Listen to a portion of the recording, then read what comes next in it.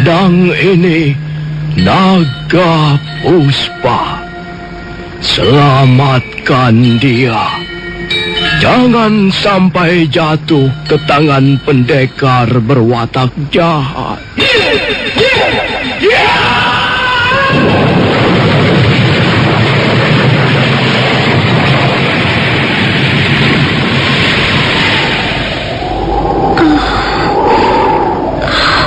Kakang Kamandanu, kau masih juga tidak percaya bahwa aku mencintaimu. Mesin, maafkan aku, Mesin. Mesin. Mesin!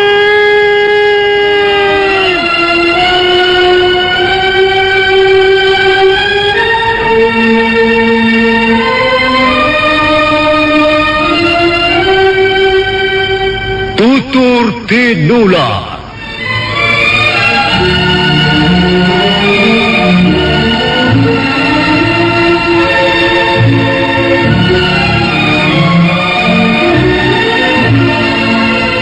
Sebuah sandiwara radio serial, produksi Sanggar Cerita dan Teater Sanggar Prativi.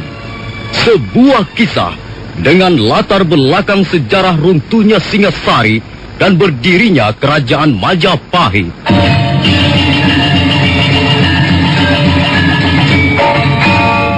Sandiwara ini didukung oleh pemain-pemain radio yang sudah ternama, Ferry Fadli, Ivone Rose, dan Eli Ermawati. Awas,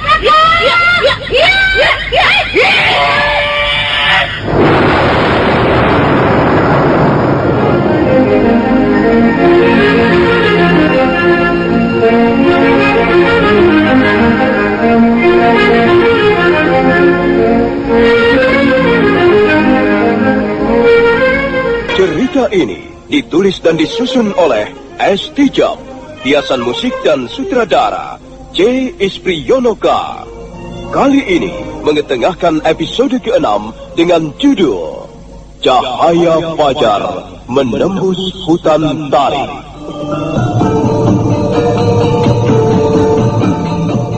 Dalam seri ke-165 ini didukung oleh para pemain Purnomo sebagai Kicara Laleyan, Mas'ud sebagai Wangsa Alemu, Yayu Kristanto sebagai Nyai Sepang, Edi Dosa sebagai Mantri Segoro Winotan, Andang Karim sebagai Kiluwuk, Eli Ermawati sebagai Mesin, Firman dan Beni sebagai prajurit, Indra Hadi sebagai Sampit, dan Asdi Suhastra pembawa cerita. Halaman rumah Wangsa Alemu seketika penuh prajurit-prajurit Kediri. Jumlah mereka seluruhnya tidak kurang dari 300 orang. Mereka segera berlompatan turun dari punggung kudanya masing-masing.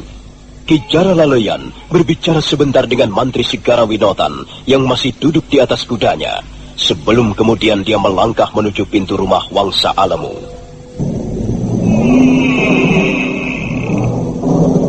Kijara Laleyan menghentikan langkahnya. Untuk sesaat lamanya dia berdiri di tengah-tengah pintu. Dia melihat Wangsa Alemu dan istrinya duduk berdiam seperti arca.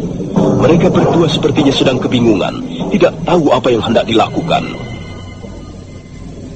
Adi Wangsa Alemu, ada apa? Apa yang telah terjadi? Maafkan aku, Kakang Jara Laleyan. Maafkan. Iya, kami telah teledor, Kakang Jara Laleyan. Maafkan kami. Ada apa? Coba ceritakan apa yang telah terjadi. Apakah kau sudah melapor pada Mantri Segara Winotan, Kakang? Ya, sudah beres. Dan sekarang Tuanku Mantri Segara Winotan menunggu di halaman bersama 300 orang prajurit Kediri. Aku sudah memberikan laporan secara lengkap tentang wanita pelarian itu. Rencana kita gagal, Kakang. Gagal bagaimana? Semalam dia berhasil melarikan diri. Oh, mengapa bisa begitu, Adi Wangsa Alemu? Celaka. Kita semua bisa celaka. Kau terlalu sembrono. Iya, aku memang telah berlaku sembrono. Ternyata istriku tidak bisa kupercaya. Kok kau menyalahkan aku, Kang? Kau sendiri enak-enak tidur mendengkur. Kita harus saling membantu, Nyai. Kalau kau tahu bahwa aku sedang tidur, maka kaulah yang harus menjaga perempuan itu. Jangan kau juga tidur. Enak saja. Semua ini karena kesalahanmu sendiri, Kang. Kau mengharapkan hadiah 400 ringgit, tapi kau menganggap enteng perkara ini. Nah, sekarang begini akibatnya. Kita semua jadi susah. Kaulah yang membuat kita susah. Apa?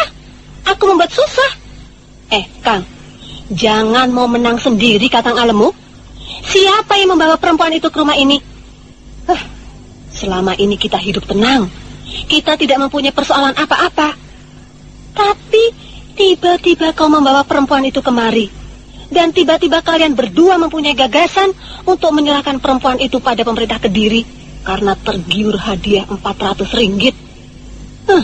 Dan sekarang, Kang, setelah ternyata rencana kalian gagal, kok aku yang disalahkan? Sudahlah, sudah. Tak ada perlunya kita ribut-ribut di sini. Tak ada gunanya saling salah menyalahkan. Lebih baik kita segera menemui Tuanku Mantri Segara Winotan. Ampun, Tuan. Ampun. Maafkan kesalahan kami, Tuan. Ini memang kesalahan kami. Ada apa, Wangsa Alemu? Mana perempuan itu? Jara Lalean mengatakan bahwa perempuan itu ada di rumahmu. Sekarang mana dia?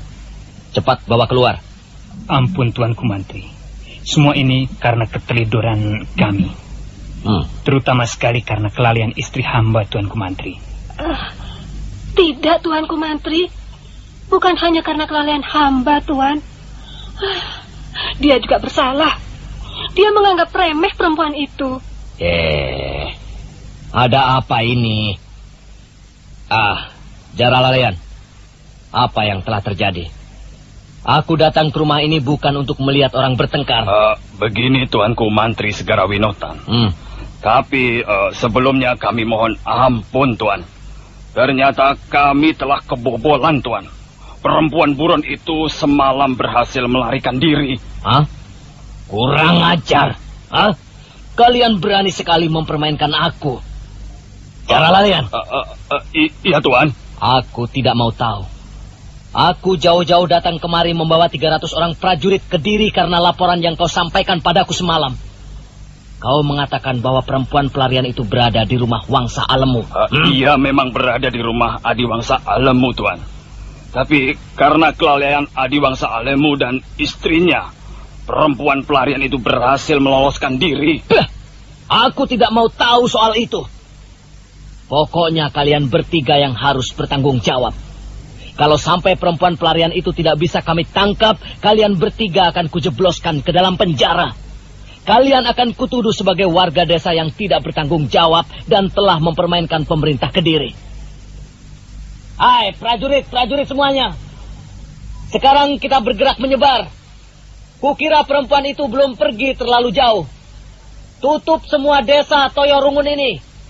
Mulai dari Kancipuri, Kacapiniran, Dewa Ramai, Kapila, Kertayasa, Kukap, dan Hambal. Semua tugu perbatasan desa-desa tersebut harus dijaga ketat. Semua orang yang lewat, baik pejalan kaki ataupun mengendarai kuda, ataupun gerobak, ataupun kereta, harus diperiksa. Jangan sampai ada yang kelewatan. Kalau kalian melihat orang yang pantas dicurigai, langsung tangkap saja. Nah, ayo kita berangkat. Sebagian menuju ke arah utara dan sebagian yang lain menuju ke arah selatan. Kemudian kita menyebar ke berbagai jurusan.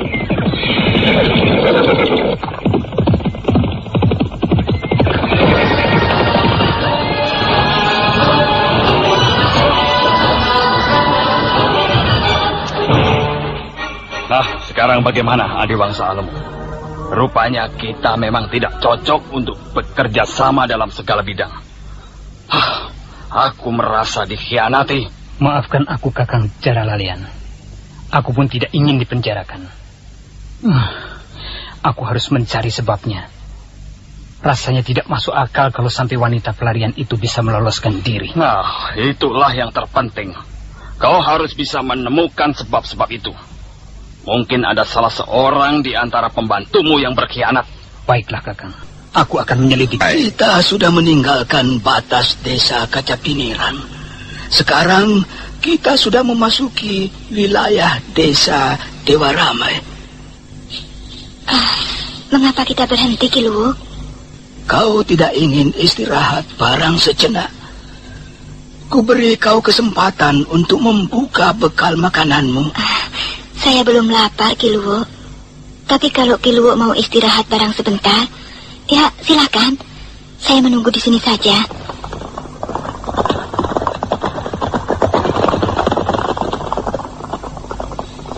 Aneh sekali. Ada banyak prajurit-prajurit Kediri berkeliaran sejak tadi. Apa yang mereka cari? Kelihatannya mereka sedang mencari seseorang, Ki. Iya. Mereka suka membuat ulah. Tingkah laku mereka menyebalkan, sombong, dan sewenang-wenang. Sepertinya pemerintah Kediri kurang disukai rakyatnya. Apa benar begitu, Ki? Bagaimana pendapatmu, Ki Luwuk? Pendapatku hampir sama dengan pendapat warga desa pada umumnya. Memang pemerintah Kediri pada dasarnya kurang disukai rakyat. Semenjak Prabu Kertanegara jatuh dan Jayakatwang naik tahta, kehidupan rakyat-rakyat di pedesaan mengalami perubahan besar-besaran. Mereka sering mengeluh, mereka ditekan. Lapangan usaha semakin sempit, kehidupan rakyat kecil semakin hari semakin tergencet. Semua itu karena ulah kaki tangan Jayakatwang yang sering kali berbuat semena-mena. Tapi sudahlah, biarkan saja mereka itu. Pada akhirnya, kebenaran dan keadilan juga yang akan keluar sebagai pemenang. Nah, bagaimana? Kita teruskan perjalanan? Kau benar-benar tidak ingin istirahat barang sebentar? Tidak, Ki Luwuk. Kalau memang tidak ada apa-apa, sebaiknya kita teruskan saja perjalanan. Kalau begitu baiklah. Kau tenang-tenang saja. Kalau ada apa-apa, biar aku yang menghadapi. Nah, kau harus menutupi kembali tubuhmu dengan jerami-jerami kering ini. Iya. Ya, beres.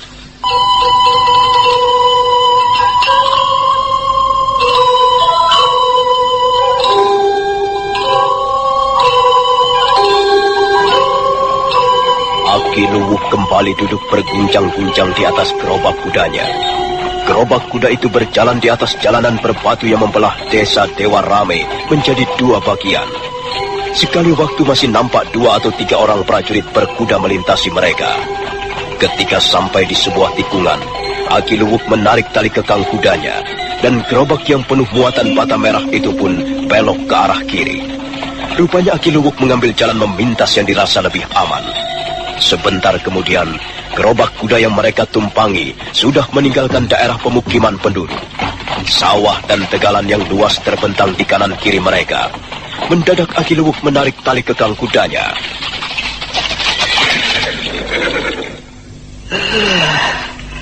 Ada banyak prajurit di depan tugu batas desa Dewa Ramai. Rupanya keadaan sedang gawat. Apa yang mereka cari? Masa bodoh. Bukan urusan saya.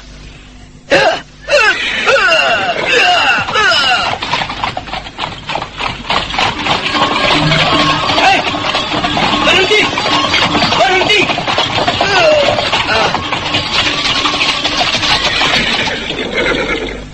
Ada apa, Tuan? Berhenti dulu. Kami harus memeriksa gerobakmu.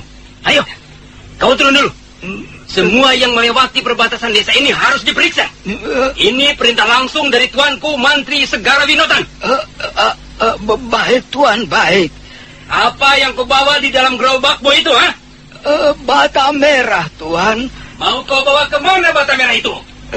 Ke desa Hambal, Tuan. Hamba seorang pembuat bata merah. Setiap 2 hari sekali hamba menjual bata merah di desa Hambal. Ayo, periksa gerobak ini.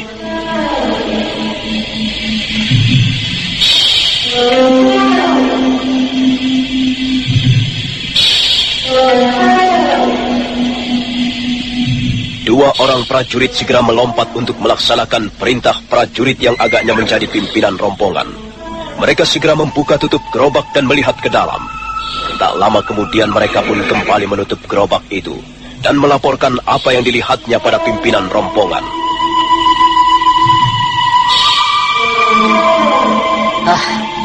Tidak ada apa-apa. Hanya tumpukan bata merah. Memang hamba hanya membawa bata merah, Tuan. Sepertinya Tuan mencari sesuatu. Apa sebenarnya yang Tuan cari? Sudahlah, kau boleh jalan lagi. Ayo cepat, jalan. Ayo. Baik, Tuan, baik. Ya.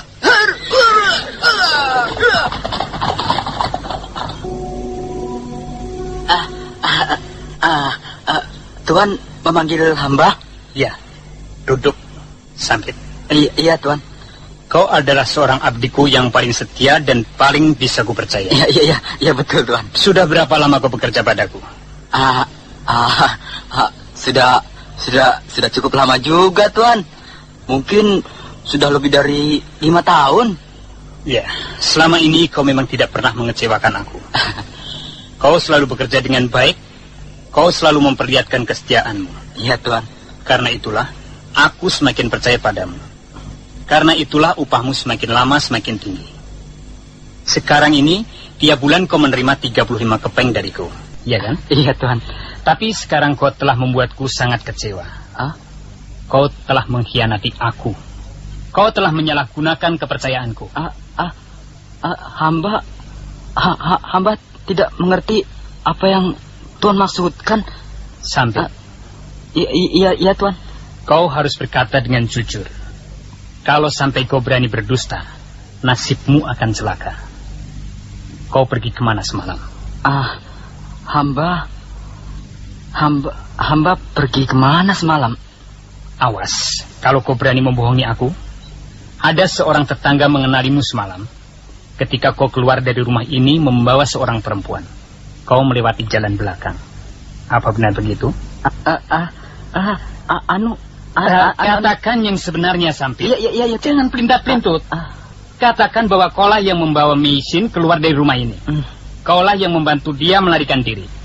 Ayo, jangan mungkir, Sampit. Akui saja perbuatanmu itu. Iya, Tuan. Aduh, bagaimana? Ampun. Aku hanya butuh pengakuanmu, Sampit. Cepat katakan bahwa memang benar kau yang membantu perempuan itu melarikan diri, bukan? Iya, Tuan. Tapi apa? Sekarang sudah jelas. Ternyata kaulah biang keladi malapetaka di rumah ini. Ampun, Tuan. Hamba juga terpaksa melakukannya, Tuan. Hamba disuruh oleh Gusti Putri.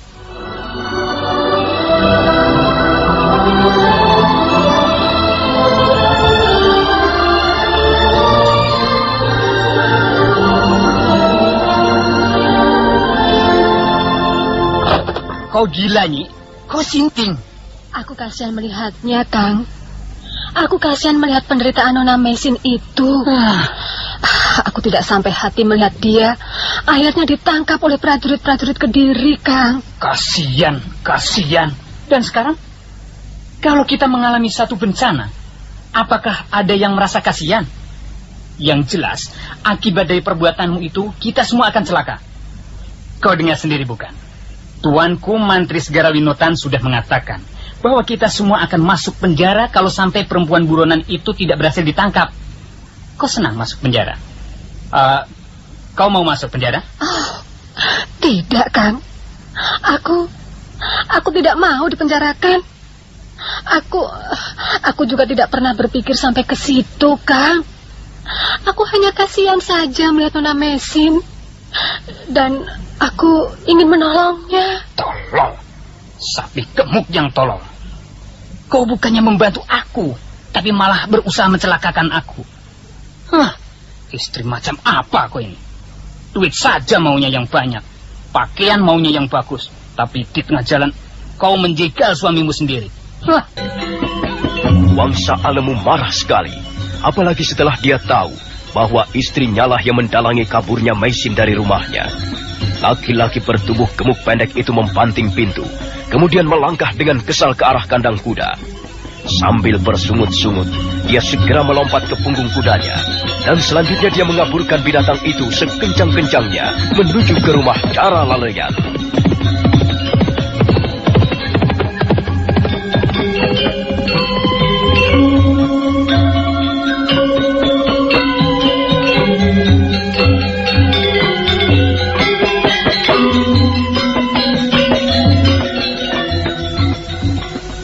Semua ini kesalahan istri saya, Kang. Setelah saya desak, akhirnya dia mau ngaku. Kalau begitu, Nyai Sepang, istrimu itu bukan seorang istri yang bijaksana. Seharusnya dia tidak boleh berbuat begitu. Dia bukan istri yang baik. Baiklah, bagaimanapun juga hal ini sudah terlanjur terjadi. Dan kita harus berusaha mengatasi kesulitan ini. Menurut perhitunganku, perempuan buronan itu belum pergi terlalu jauh, Kang. Apakah dia belum lama meninggalkan rumahmu? Menurut Sampit, dia pergi kira-kira tengah malam tadi. Sampit yang mengantarkannya menemui Ki Luwo di tugu perbatasan desa Toyorungun. Dia berjalan kaki? Iya, Kang. Dari rumah dia memang berjalan kaki. Tapi katanya kemudian dia dititipkan pada Ki Luwo, seorang pedagang bata merah dari desa Kansipuri. Kebetulan sekali Ki Luwo bermaksud menjual bata merahnya ke desa Hambal hari ini. Kalau begitu sekarang dia ini sedang dalam perjalanan dengan gerobak kuda. Iya, Kang, benar. Dan kukira paling banter sekarang ini dia baru sampai di desa Tirtayasa atau Kukap. Kalau kita segera melaporkannya pada Tuan Mantri Segara Winotan, kukira kita belum terlambat, Kang. Nah, kalau begitu sekarang kita harus cepatnya menghadap beliau. Kita langsung saja menuju perbatasan desa Hambal. Kukira beliau berada di sana sekarang ini. Kau tunggu sebentar. Aku akan mengambil kudaku. Kita mengambil jalan pintas saja. Wangsa Alemu menunggu di halaman di depan pendopo rumah kediaman Cara Laleyan. Sebentar kemudian Cara Laleyan keluar dari halaman samping sambil menuntun kudanya. Dan selanjutnya, dua orang saudagar Palawija itu pun berkuda menuju ke desa Hambal.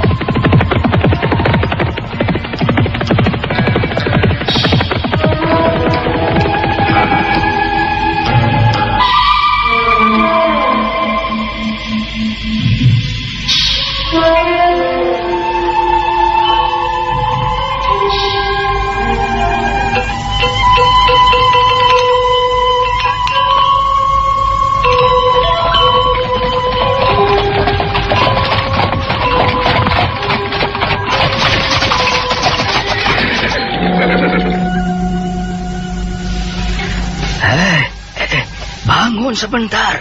Ada apa, Ki Luwo? Apakah ada yang kurang beres? Entahlah. Aku tidak tahu apa yang sedang terjadi. Prajurit-prajurit Kediri mundar-mandir keluar masuk desa. Mereka kelihatannya sibuk mencari sesuatu. Kau tidak apa-apa bukan? Apakah kau mau istirahat sebentar? Minumlah dulu kalau kau merasa haus. Tidak usah, Ki Luwo. Biarlah. Nanti saja setelah keluar dari perbatasan desa Hambal, baru saya akan minum. Mukamu kelihatan pucat sekali. Kau sakit ya? Tidak, Ki Luwo. Saya tidak apa-apa. Sepertinya kau sedang memikirkan sesuatu persoalan yang cukup berat. Tidak, Ki Luwo. Barangkali saya hanya lelah. Sudah hampir seharian saya meringkuk di atas gerobak kuda ini.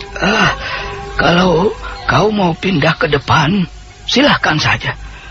Kukira tidak apa-apa. Pindah saja ke depan, daripada kau tidur di situ. Tidak, Ki. Sebaiknya saya di sini saja. Untuk sementara ini, saya memang masih harus bersembunyi. Saya takut pihak keluarga suami saya masih terus mencari-cari saya. Kalau sampai mereka menemukan saya, tentu mereka akan memaksa saya pulang ke rumah suami saya. Suamimu itu keterlaluan sekali. Laki-laki yang tidak bertanggung jawab. Ngapa kau memilih orang seperti itu menjadi suamimu? Kukira kau telah salah pilih. Iya, benar Ki Luwuk. Saya telah salah pilih. Tapi semuanya telah terjadi. Mau apa lagi? Sekarang ini saya hanya tinggal menerima nasib. Ki Luwuk, sepertinya ada banyak orang di depan sana. Apa yang sedang terjadi? Iya, ada banyak prajurit berkuda berjaga-jaga di tugu batas desa Hambal. Nampaknya mereka memeriksa semua orang yang mau melewati perbatasan desa Hambal. Tapi kau tidak perlu takut. Toh, kita tidak punya kesalahan apa-apa terhadap pemerintah Kediri. Biarkan saja mereka itu. Nah, mari kita lanjutkan perjalanan. Kau tenang-tenang saja di situ. Kalau nanti ada pertanyaan, biar aku yang menjawab.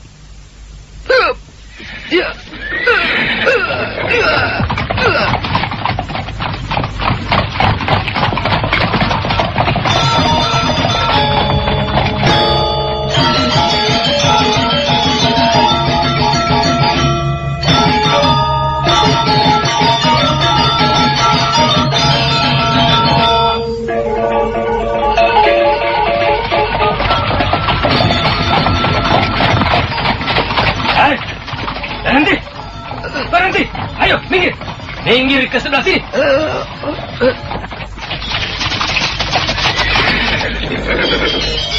Hei, Patua! Turun kau! Cepat turun! Baik, Tuan. Ada apa, Tuan? Apa yang kau bawa di dalam gerobakmu itu? Bata merah, Tuan. Bata merah? Iya. Kau tidak membawa sesuatu yang lain selain bata merah? Tidak, Tuan. Hamba hanya membawa bata merah. Hamba memang pedagang bata merah, Tuan. Ayo, geledah gerobak itu. Periksa isinya. Ayo. Beberapa orang prajurit segera melompat untuk menggeledah isi gerobak kuda milik Aki Luwuk. Tak lama kemudian, mereka pun kembali menutup pintu belakang gerobak.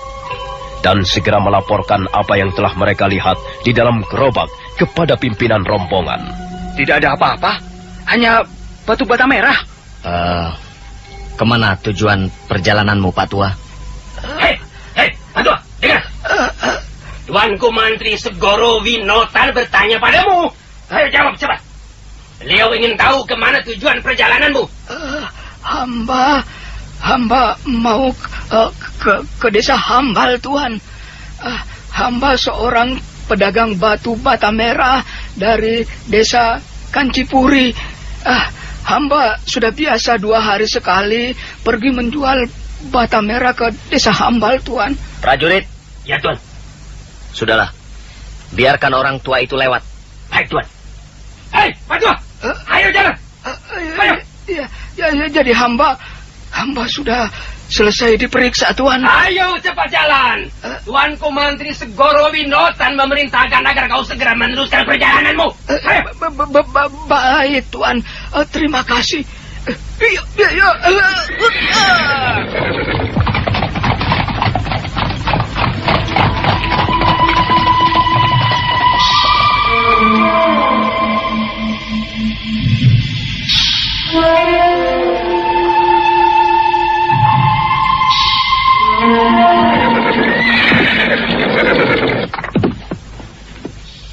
Ampun, Tuanku Mantri. Ampun. Ada apa, Jara Lalean? Dan kau, Wangsa Alemu? Mengapa kalian datang kemari? Aku tidak sudi melihat tampang kalian lagi. Kalian sudah mempermainkan aku. Ampun, Tuanku. Sama sekali kami tidak bermaksud mempermainkan Tuanku Mantri Segoro Winotan. Kami datang menghadap ke sini ini justru ingin membuktikan bahwa sebenarnya kami bermaksud membantu pemerintah Kediri. Sudahlah, cukup. Kalian tidak usah banyak mulut. Kalian sudah membuatku kecewa dan kalian berdua nanti akan menanggung akibatnya. Ampun, Tuan. Ampun. Kami buru-buru datang menghadap Tuan kali ini adalah untuk memperbaiki kesalahan kami. Kami mohon kelonggaran hati Tuanku Mantri Segoro Winotan. Kami berdua bermaksud melaporkan sesuatu sehubungan dengan wanita pelarian itu, Tuan. Sudahlah, sudah. Aku tidak mau bertele-tele, jangan berpanjang lebar lagi. Cepat katakan apa yang hendak kau katakan. Begini, Tuan. Kami menduga keras wanita pelarian itu belum pergi terlalu jauh. Masih ada harapan untuk bisa menangkapnya, Tuan. Wangsa Alemu. Iya, Tuan. Kau jangan bicara sembarangan. Aku sudah mengerahkan prajurit-prajurit Kediri untuk menutup seluruh perbatasan desa di sekitar Toyo Rugun. Dan aku sendiri sudah hampir separuh hari berdiri di tempat ini, kau tahu. Tapi wanita pelarian itu masih belum juga bisa aku lacak jejaknya. Ampun, Tuan. Barangkali Tuanku Mantri dan prajurit-prajurit Kediri telah kebobolan. Kebobolan bagaimana? Kau mau mengatakan bahwa kami semua tidak becus bekerja, begitu? Bukan begitu, Tuan. Belum lama kami telah dapat menemukan jejak wanita pelarian itu. Wanita itu ternyata melarikan diri bukan dengan jalan kaki, melainkan dengan mengendarai gerobak kuda. Iya, benar, Tuan. Dan kami kenal betul dengan pemilik gerobak kuda itu. Orangnya sudah cukup tua. Namanya Ki Luwuk. Dia seorang pedagang bata merah dari desa Kancipuri. Wangsa Alemu. Apa benar yang kau katakan itu? Hai prajurit. Ya, Tuan. Bukankah gerobak kuda yang baru saja kita biarkan lewat itu tadi yang telah kalian periksa membawa bata merah? Ya, benar, Tuan. Dan pemiliknya juga seorang pedagang bata merah dari desa Kancipuri, Tuan. Nah, kalau begitu tentunya mereka belum pergi terlalu jauh. Wangsa Alemu. Ya. Dan kau Jara Lalean. Awas. Kalau kali ini pun kau memberikan keterangan yang tidak benar padaku, aku akan segera bertindak. Mungkin kalian berdua tidak akan pernah pulang ke Toyo Rungun lagi. Kau tahu? Hai prajurit-prajurit. Ayo kita susul gerobak kuda itu. Ayo cepat.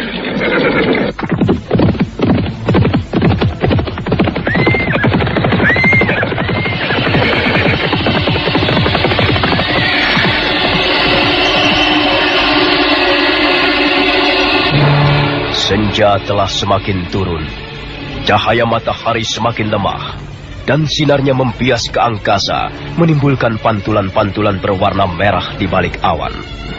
Mantri Segoro Winotan dan prajurit-prajurit Kediri segera menyusul Aki Luwuk. Mereka memacu kudanya bagaikan terbang di atas jalanan berbatu. Dan sebentar kemudian, mereka pun dapat menyusul Aki Luwuk yang masih terus mengendarai gerobak kudanya memasuki desa Hambal.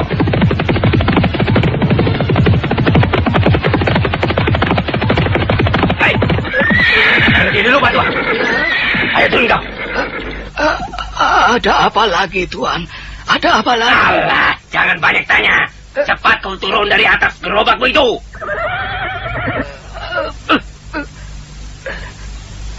Ki Luwuk, rupanya hari ini kau tidak mujur. Kau, bukankah kau Wangsa Alemu? Iya. Apa maksudmu?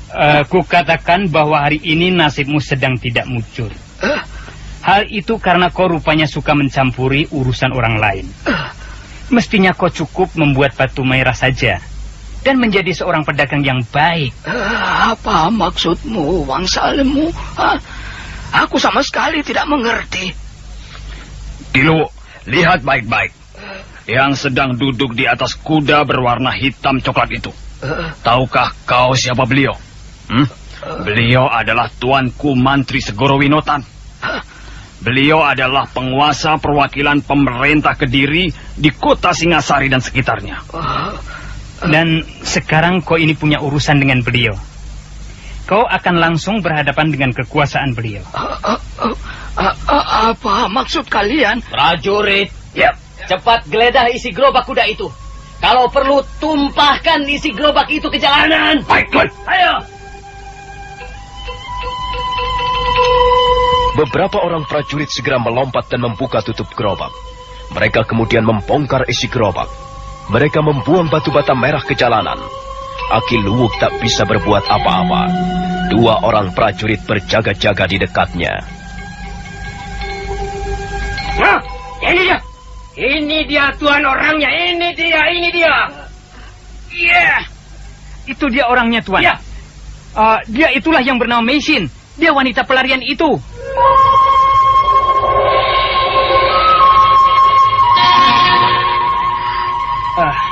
Nah, ini dia Tuan. Dia inilah wanita pelarian. Dialah yang bernama Meisin. Tuan Wangsa Alemu, mengapa saya ditangkap? Soal mengapa kau ditangkap itu bukan urusanku. Ada orang yang lebih berhak menjawab pertanyaan itu. Dan beliau adalah Tuanku Mantri Segoro Winotan. Nah, silakan Tuan. Tunggu dulu. Aku sama sekali tidak mengerti apa yang telah kalian lakukan ini. Apa salahnya perempuan itu ditangkap? Kau jangan ikut campur urusan ini, Kiluwo. Kau tidak tahu apa-apa. Kau hanya seorang pembuat bata mirah. Urusi saja barang daganganmu itu. Tunggu dulu.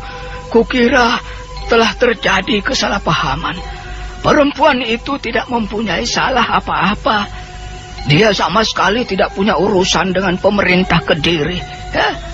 Kalau dia secara diam-diam meninggalkan rumahmu, itu hanya karena persoalan keluarga biasa.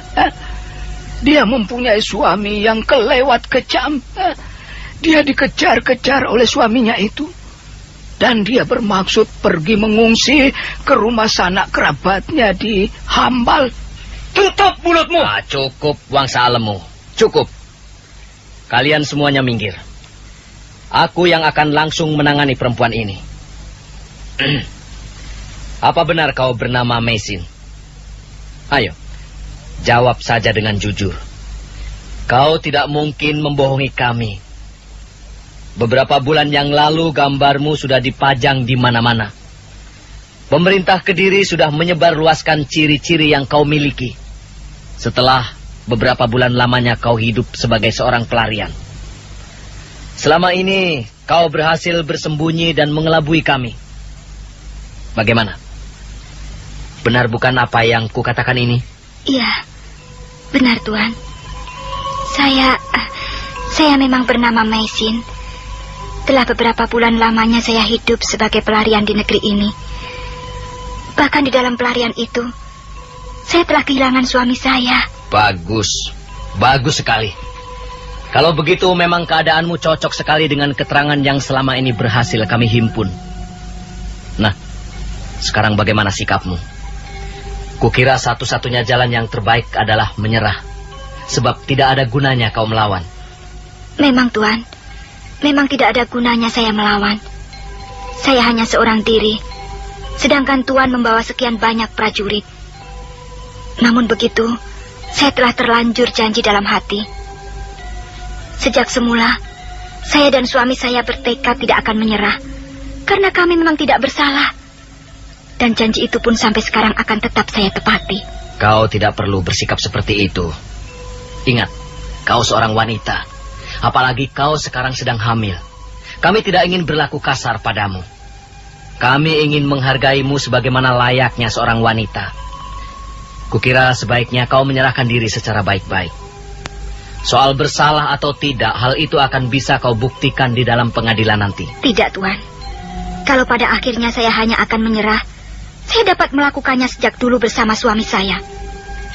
Menyerah bagi saya berarti mengaku bersalah. Hei, sedangkan kami yakin bahwa kami tidak bersalah. Ingat, Meisin, kau terlibat dalam berbagai peristiwa pembunuhan terhadap prajurit-prajurit Kediri. Bagaimana kau bisa mengatakan bahwa kau tidak bersalah? Memang, kami memang pernah terlibat dalam berbagai peristiwa pembunuhan berdarah. Tapi sebenarnya bukan kami yang memulai lebih dulu. Kami dikejar-kejar, kami diburu. Kami akhirnya dipaksa melakukan tindakan yang tidak pernah kami inginkan sebelumnya. Baiklah. Bagaimanapun juga kau mempunyai hak untuk menentukan sikapmu. Tapi kami pun sedang menjalankan tugas. Dan kami akan menjalankan tugas kami sebaik-baiknya demi keamanan dan ketertiban pemerintah Kediri. Kami tidak mempunyai pilihan yang lain lagi. Kami terpaksa menangkapmu dengan jalan kekerasan. Hai prajurit, ayo tangkap perempuan itu. Ringkus dia, sergap dia.